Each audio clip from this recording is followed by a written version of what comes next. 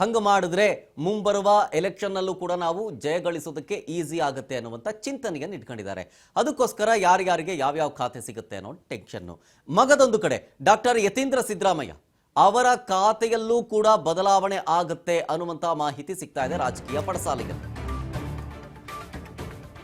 ನಗರಾಭಿವೃದ್ಧಿ ಇಲಾಖೆ ಅವ್ರಿಗಿರೋದು ಈಗ ಚೇಂಜ್ ಮಾಡ್ತಾರಾ? ನಗರಾಭಿವೃದ್ಧಿ ಬದಲಿಗೆ ವೈದ್ಯಕೀಯ ಖಾತೆಗೆ ಡಾಕ್ಟರ್ ಯತೀಂದ್ರ ಸಿದ್ದರಾಮಯ್ಯನವರು ಪಟ್ಟು ಹಿಡಿದಿದ್ದಾರೆ ಅನ್ನೋ ಮಾಹಿತಿ. ಈ ಒಂದು ಖಾತೆಯ ಸರ್ಜರಿಯ ಕಿಚ್ಚಿದೆಯಲ್ಲ, ಹೈಕಮಾಂಡ್ ಅಂಗಳಕ್ಕೂ ತಲುಪಿತ್ತಿದ್ದು. ಅವರು ಈ ಖಾತೆ ಬೇಕು ಅಂತಿದ್ದಾರೆ, ಮತ್ತೊಂದು ಖಾತೆ ಬೇಕು ಅಂತ ಹೇಳ್ತಾ ಇದ್ದಾರೆ. ಸಮಸ್ಯೆಗಳಾಗೋಗಿದೆ, ಏನ್ ಮಾಡೋದು? ಈ ಖಾತೆ ಹಂಚಿಕೆ ಅಂತಿಮಗೊಂಡ್ರೂ ಕೂಡ ಸಚಿವರಿಂದ ಪಟ್ಟು ಬಿಡ್ತಾ ಇಲ್ಲ. ನನಗೆ ಈ ಇಲಾಖೆ ಬೇಡ, ಮತ್ತೊಂದು ಇಲಾಖೆ ಬೇಕು. ಈ ರೀತಿಯಾದಂತಹ ಒಂದು ಬೇಡಿಕೆಗಳನ್ನು ಡಿ ಕೆ ಶಿವಕುಮಾರ್ ಅವರ ಮುಂದೆ ಮೇಲಿಂದ ಮೇಲೆ ಇಡ್ತಾ ಇದ್ದಾರೆ. ಅದರ ಭಾಗವಾಗಿ ಮೈಸೂರು ಉಸ್ತುವಾರಿ ಸಚಿವರು ಹಾಗೆ ನಗರಾಭಿವೃದ್ಧಿ ಇಲಾಖೆ ಸಚಿವರಾದಂತಹ ಯತೀಂದ್ರ ಸಿದ್ದರಾಮಯ್ಯನವರಿಗೆ ವೈದ್ಯಕೀಯ ಖಾತೆಯೇ ಬೇಕು ಅನ್ನುವಂಥ ಡಿಮ್ಯಾಂಡ್ ಇದೆಯಂತೆ. ಸಚಿವ ಸಂಪುಟ ಖಾತೆ ಹಂಚಿಕೆಯ ಮುನ್ನವೇ ಸರ್ಜರಿಗೆ ಏನಾದರೂ ಟ್ವಿಸ್ಟ್ ಸಿಗಬಹುದಾ? ಹೌದು ಅಂತ ಇದೆ ಮೂಲಗಳು. ಕೆಲವರ ಖಾತೆ ಬದಲಾವಣೆ ಆಗುತ್ತೆ ಅನ್ನೋ ಮಾಹಿತಿ ಇದೆ. ಯಾವಾಗ ಬದಲಾವಣೆ ಆಗುತ್ತೆ ಅನ್ನೋದಕ್ಕೆ ಪ್ರಶ್ನೆಗೆ ಉತ್ತರ ನಿಮಗೆ ಲೋಕಭವನಕ್ಕೆ ಆ ಒಂದು ಪಟ್ಟಿಯನ್ನು ಕಳಿಸಿದ ನಂತರ ಅಧಿಕೃತವಾಗಿ ರಿಲೀಸ್ ಆಗೋ ತನಕ ಆ ಒಂದು ಸೀಕ್ರೆಟ್ ಹೊರಗೆ ಬರೋದೇ ಇಲ್ಲ. ಲೋಕಭವನಕ್ಕೆ ಪಟ್ಟಿ ಹೋಗೋ ಮುಂಚೆನೆ ದಿಢೀರಂತ ಬದಲಾವಣೆ ಮಾಡೋದಕ್ಕೆ ಮುಂದಾಗಿದ್ದಾರಂತೆ. ಈಗ ಆಲ್ರೆಡಿ ಡಿ ಕೆ ಶಿವಕುಮಾರ್ ಅವರನ್ನ ಭೇಟಿಯಾಗೋದಕ್ಕೆ ಹಲವು ಜನ ಸಚಿವರು ಭೇಟಿ ಕೊಟ್ಟಿದ್ದನ್ನು ನಾವು ಗಮನಿಸಿದ್ವಿ. ಡಿ ಕೆ ಶಿವಕುಮಾರ್ ಅವರು ಮನೆಯಲ್ಲೇ ಇದ್ದಾರೆ. ಅವರನ್ನ ಭೇಟಿ ಮಾಡೋದಕ್ಕೆ ಸಚಿವರುಗಳು ಬಂದಿದ್ರು, ವಿಜಯಾನಂದ ಕಾಶಪ್ಪನವರು ಕೂಡ ಬಂದಿದ್ರು. ಸೊ ಹಾಗಾಗಿ ಏನು ಬದಲಾವಣೆ ತರಬಹುದು ಅಂತ. ಯಾಕೆಂದ್ರೆ ಈ ಸಚಿವರ ಪಟ್ಟಿ ರಿಲೀಸ್ ಆಯ್ತಲ್ಲ, ಸಂಪುಟ ವಿಸ್ತರಣೆ ಆದಾಗ ಒಂದಲ್ಲ ಎರಡಲ್ಲ ಅಂತ ಮೂರು ಬಾರಿ ಆ ಲಿಸ್ಟ್ ಅನ್ನು ಬಿಡುಗಡೆ ಮಾಡಿದ್ದು. ಅಲ್ಲೂ ಕೂಡ ಗೊಂದಲಗಳಿದ್ವು. ಪಾಪ ಅನೌನ್ಸ್ ಮಾಡಿದಂತಹ ಹೆಸರನ್ನ ತೆಗೆದು ಮತ್ತೊಬ್ಬರಿಗೆ ಅವಕಾಶ ಕೊಟ್ಟಿದ್ದು, ಅದು ನಾನಾ ರೀತಿಯ ಚರ್ಚೆಗೂ ಗ್ರಾಸವಾಗಿದ್ದು ಅಲ್ಲದೆ ಕೆಲವೊಂದಿಷ್ಟು ಜನರ ಅಸಮಾಧಾನಕ್ಕೂ ಕಾರಣವಾಗಿತ್ತು. ಕೊಟ್ಟು ಕಿತ್ಕೊಂಡ್ಬಿಟ್ರಲ್ಲ ನಮಗೆ ಅಂತ ಅವರು ಬೇಜಾರು ಮಾಡ್ಕೊಳ್ಳೋದಲ್ಲದೆ ಅವರ ಬೆಂಬಲಿಗರು ಕೂಡ ಆಕ್ರೋಶಗೊಂಡು ಪ್ರೊಟೆಸ್ಟ್ ಮಾಡೋದಕ್ಕೆಲ್ಲ ಮುಂದಾಗಿದ್ರು. ಈ ರೀತಿಯ ಗೊಂದಲಗಳು ಖಾತೆ ಹಂಚಿಕೆಯಲ್ಲಿ ಬರಬಾರದು ಅನ್ನೋ ನಿಟ್ಟಿನಲ್ಲಿ ಕೂಲಂಕುಷವಾಗಿ ಪರಿಗಣಿಸಿ ರಿಲೀಸ್ ಮಾಡೋದಕ್ಕೂ ಮುಂಚಿತವಾಗಿಯೇ ಅದನ್ನು ಫೈನಲ್ ಮಾಡ್ಕೊಂಡು ಬಿಡೋಣ ಅಂತ. ಹೇಗೆ ಫೈನಲ್ ಮಾಡ್ಕೊಳ್ತಾರೆ? ಈಗ ಫಾರ್ ಎಕ್ಸಾಂಪಲ್ 19 ಜನ ಪ್ರಮಾಣ ವಚನ ಸ್ವೀಕರಿಸಿದ್ರು 3ನೇ ತಾರೀಕು. ಅದರಲ್ಲಿ 13 ಜನರಿಗೆ ಖಾತೆ ಹಂಚಿಕೆ ಆಗುತ್ತೆ ಅನ್ನೋ ಮಾಹಿತಿ ಇದೆ. ಯಾರ್ಯಾರಿಗೆ ಯಾವ್ಯಾವ ಖಾತೆ ಸಿಗುತ್ತೆ ಅನ್ನೋ ಸಂಭಾವ್ಯ ಪಟ್ಟಿಯೂ ಕೂಡ ಇದೆ. ಅದರಲ್ಲಿ ಈ ಹಿಂದೆ ಸಿದ್ದರಾಮಯ್ಯನವರ ಸಂಪುಟದಲ್ಲಿ ಕೆಲಸ ಮಾಡಿದಂಥವ್ರಿಗೆ ಅದದೇ ಇಲಾಖೆಯ ಜವಾಬ್ದಾರಿಗಳನ್ನು ಕೊಡಲಾಗುತ್ತೆ ಅನ್ನುವಂಥ ಮಾಹಿತಿ ಇದೆ. ಶಿಕ್ಷಣ ಸಚಿವರಾಗಿ ಮಧು ಬಂಗಾರಪ್ಪನವರೇ ಹೋಗ್ತಾರೆ ಅಂತ, ಜೊತೆಗೆ ಕಾರ್ಮಿಕ ಸಚಿವರಾಗಿ ಸಂತೋಷ್ ಲಾಡ್ ಅವರೇ ಹೋಗ್ತಾರೆ ಅನ್ನುವಂಥ ಮಾಹಿತಿಗಳು ಸದ್ಯದ ಮಟ್ಟಿಗಿದೆ. ಆದರೆ ಇನ್ನುಳಿಕೆ ಕೊಟ್ಟಿರುವಂಥ ಖಾತೆಯ ವಿಚಾರಕ್ಕೆ ಸಂಬಂಧಪಟ್ಟಂತೆಯೂ ಎಲ್ರಿಗೂ ಫೋನ್ ಮಾಡಿ, ಆ 13 ಜನರಿಗೂ ಫೋನ್ ಮಾಡಿ ಅಥವಾ ಕರೆಸಿ, ನಿಮಗೆ ಈ ಒಂದು ಖಾತೆಯನ್ನು ಕೊಡಬೇಕು ಅಥವಾ ಈ ಇಲಾಖೆಯ ಜವಾಬ್ದಾರಿಯನ್ನು ಕೊಡಬೇಕು ಅಂತ ಹೈಕಮಾಂಡ್ ನಾಯಕರು ಡಿಸೈಡ್ ಮಾಡಿದ್ದಾರೆ ಅಂತ ಹೇಳ್ತಾರೆ.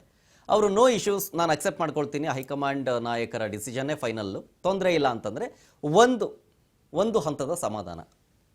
ಇದೇ ರೀತಿಯಾಗಿ 13 ಜನಕ್ಕೂ ಕೇಳ್ತಾರೆ.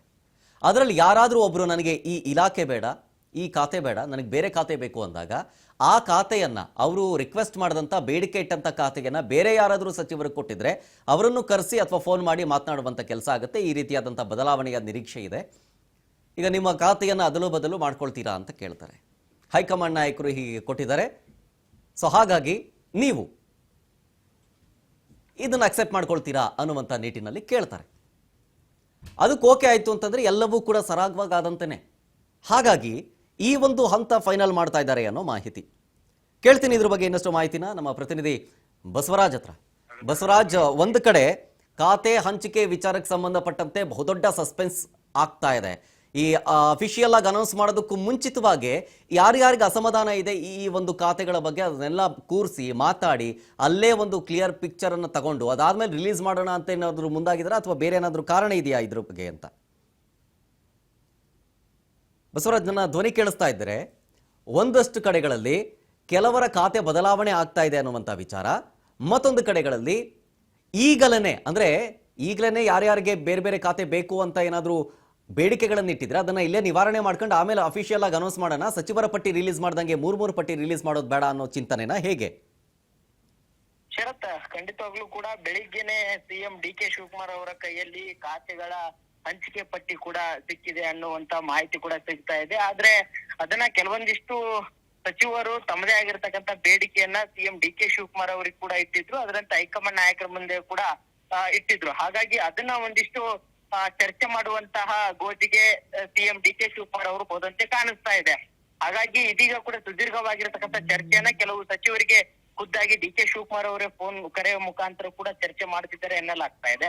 ಅದ್ರ ಜೊತೆ ಕೆಲವ್ರನ್ನ ಕರೆಸಿ ಕೂಡ ಚರ್ಚೆ ಕೂಡ ಮಾಡ್ತಾ ಇದ್ರೆ. ಈಗ ವಿಜಯಾನಂದ ಕಾಶ್ಯಪ್ನವರು ಕೂಡ ಬಂದು ಸಿಎಂ ಡಿ.ಕೆ. ಶಿವಕುಮಾರ್ ಅವ್ರನ್ನ ಭೇಟಿಯಾಗಿ ಚರ್ಚೆ ಕೂಡ ಮಾಡಿದ್ರು. ಅವ್ರನ್ನು ಕೂಡ ಖಾತೆಗಳ ವಿಚಾರಕ್ಕೆ ಸಂಬಂಧಪಟ್ಟಂತೆ ಖಾತೆ ಕೊಡ್ತಾ ಇದ್ದೇನೆ ಅನ್ನುವಂತ ಮಾತನ್ನು ಕೂಡ ಹೇಳಿ, ಅಂದ್ರೆ ಯಾರು ಕೂಡ ಖಾತೆ ಕೊಟ್ಟಂತ ಸಂದರ್ಭದಲ್ಲಿ ಅದರಲ್ಲಿ ಮತ್ತೆ ಅಪಸ್ವರ ಹೇಳ್ಬಾರ್ದು ಅನ್ನುವಂತಹ ಒಂದು ಮುಂಜಾಗ್ರತೆಯನ್ನ ಡಿ.ಕೆ. ಶಿವಕುಮಾರ್ ಅವರು ಈಗ ತೆಗೆದುಕೊಳ್ತಾ ಇದ್ದಾರೆ ಅನ್ನುವಂತ. ಯಾಕಂತಂದ್ರೆ ಈ ಹಿಂದೆ ಕೂಡ ಸಚಿವರು ಮತ್ತೆ ಖಾತೆ ಬದಲಾವಣೆ ಮಾಡಿಕೊಡಿ ಅನ್ನುವಂತಹ ಒತ್ತಾಯವನ್ನು ಕೂಡ ಹೇರಿದ್ರು. ಇದೀಗ ಮತ್ತೆ ಪಟ್ಟಿ ಖಾತೆಗಳ ಹಂಚಿಕೆ ಮಾಡಿದಂತ ಸಂದರ್ಭದಲ್ಲಿ ಆ ರೀತಿಯಾಗಿರ್ತಕ್ಕಂತ ಘಟನೆಗಳು ನಡಿಬಾರ್ದು ಅನ್ನುವಂತ ನಿಟ್ಟಿನಲ್ಲಿ ಡಿ.ಕೆ. ಶಿವಕುಮಾರ್ ಅವರು ಅಳದು ತೂಗಿ ಒಂದಿಷ್ಟು ಕ್ಲಾರಿಟಿಯನ್ನ ತೆಗೆದುಕೊಂಡು ಇವತ್ತು ಸಂಜೆಯ ವೇಳೆಗೆ ಪಟ್ಟಿಯನ್ನ ಬಿಡುಗಡೆ ಮಾಡುವಂತಹ ಎಲ್ಲಾ ಸಾಧ್ಯತೆ ಕೂಡ ಕಾಣಿಸ್ತಾ ಇದೆ. ಶರತ್, ಮತ್ತೊಂದು ಕಡೆ ಬಸವರಾಜ್, ಈ ದೇವರು ದಿಂಡ್ರು ಅಂತೇಳಿ ನಂಬ್ತಾರೆ ಡಿ.ಕೆ. ಶಿವಕುಮಾರ್ ಅವರು. ಇವತ್ತು ಅಮಾವಾಸ್ಯೆ ಇದ್ದ ಕಾರಣ ಅವ್ರ ಮನೆಯಿಂದ ಹೊರಗೆ ಬಂದಿಲ್ಲ, ಮತ್ತೆ ಅದನ್ನ ಲೋಕಭವನಕ್ಕೆ ಕಳಿಸೋದಕ್ಕೆ ಮೋಸ್ಟ್ ಪ್ರಾಬಬ್ಲಿ ಸಂಜೆ ಮೇಲೆ ಆಗುತ್ತೆ ಅನ್ನುವಂಥ ವಿಚಾರಗಳು ಹೊರಗೆ ಬರ್ತಾ ಇದೆ. ಹೌದಾ, ಏನ್ ಕತೆ? ಖಂಡಿತ ಶರತ್, ಸಿಎಂ ಡಿ.ಕೆ. ಶಿವಕುಮಾರ್ ಅವರು ಒಂದು ಈ ಸಂಪ್ರದಾಯಗಳನ್ನಾಗಿರ್ಬೋದು, ಮತ್ತೆ ದೇವರ ಒಂದಿಷ್ಟು ಅನುಕರಣೆ ಆಗಿರ್ಬೋದು, ಆಚಾರ ವಿಚಾರಗಳಲ್ಲಿ ಹೆಚ್ಚು ನಂಬಿಕೆ ಇಟ್ಟಿರ್ತಕ್ಕಂಥವ್ರು ಡಿ.ಕೆ. ಶಿವಕುಮಾರ್ ಅವರು. ಹಾಗಾಗಿ ಇವತ್ತು ಅಮಾವಾಸ್ಯೆ ಇದ್ದ ಕಾರಣ ಆ ಖಾತೆಗಳ ಪಟ್ಟಿಯನ್ನು ಕೂಡ ಬಿಡುಗಡೆ ಮಾಡುವಂತದ್ರಲ್ಲೂ ಕೂಡ ವಿಳಂಬ ಮಾಡ್ತಾ ಇದ್ದಾರೆ ಅನ್ನುವಂಥದ್ದು. ಇನ್ನೇನು ಮಧ್ಯಾಹ್ನದ ವೇಳೆಗೆ ಅಂದ್ರೆ 3 ಗಂಟೆಗೆ ಅಮಾವಾಸ್ಯೆಯ ಒಂದು ಸಮಯ ಕೂಡ ಮುಕ್ತಾಯ ಆಗುತ್ತೆ ಅನ್ನುವಂತಹ ಒಂದಿಷ್ಟು ಸಾಂಪ್ರದಾಯಿಕವಾಗಿರ್ತಕ್ಕಂಥ ಮಾಹಿತಿ ಇದೆ. ಅದನ್ನ ತೆಗೆದುಕೊಂಡು ಅದಾದ ಬಳಿಕ ಅದನ್ನ ಪಟ್ಟಿಯನ್ನ ಬಿಡುಗಡೆ ಮಾಡ್ಬೇಕು ಅನ್ನುವಂತ ಲೆಕ್ಕಾಚಾರದಲ್ಲಿ ಕೂಡ ಡಿ.ಕೆ. ಶಿವಕುಮಾರ್ ಅವರು ಇದ್ದಾರೆ. ಅವರ ನಿವಾಸದಲ್ಲಿ ಕೂಡ ಈವರೆಗೂ ಕೂಡ ಇರುವಂತದ್ದು. ಇನ್ನು ಅದಾದ ಬಳಿಕ ಒಂದು ಮೀಟಿಂಗ್ ಕೂಡ ಇದೆ ಕೃಷ್ಣಾದಲ್ಲಿ, ಅಲ್ಲಿಗೂ ಕೂಡ ತೆರಳ್ತಾರೆ. ಹಾಗಾಗಿ ಇದುವರೆಗೂ ಕೂಡ ಅಮಾವಾಸ್ಯೆ ಕಾಲಘಟ್ಟ ಮುಗಿದ ತಕ್ಷಣವೇ ಈ ಒಂದು ಪಟ್ಟಿಯನ್ನ ಬಿಡುಗಡೆ ಮಾಡುವಂತ ಎಲ್ಲಾ ಸಾಧ್ಯತೆ ಕೂಡ ಕಂಡು ಬರ್ತಾ ಇದೆ. Sharath, okay, fine, thank you Basavaraj ಡೀಟೇಲ್ಸ್ಗಾಗಿ. ನೋಡಿ, ಇದು ಒಂದಷ್ಟು ಕಡೆಗಳಲ್ಲಿ ಬದಲಾವಣೆಯ ಗಾಳಿ ಬೀಸ್ತಾ ಇದೆ ಅಂತ. ಅಂದರೆ ಖಾತೆ ಬದಲಾವಣೆ ಒಂದು, ಮತ್ತೊಂದು ಕಡೆಗಳಲ್ಲಿ 13 ಜನರಿಗೆ ಮಾತ್ರ ಇಲ್ಲಿ ಖಾತೆ ಹಂಚಿಕೆ ಆಗಿದೆ ಅನ್ನೋದು ಈ ಕ್ಷಣಕ್ಕೆ ಸಿಕ್ಕಿರುವಂಥ ಮಾಹಿತಿ. ಯಾಕೆ ಇನ್ನುಳಿದವರು ಕೊಡಲಿಲ್ಲ ಅನ್ನುವಂಥ ವಿಚಾರಕ್ಕೆ ಅದನ್ನೂ ಕೂಡ ಫೈನಲ್ ಮಾಡ್ತೀವಿ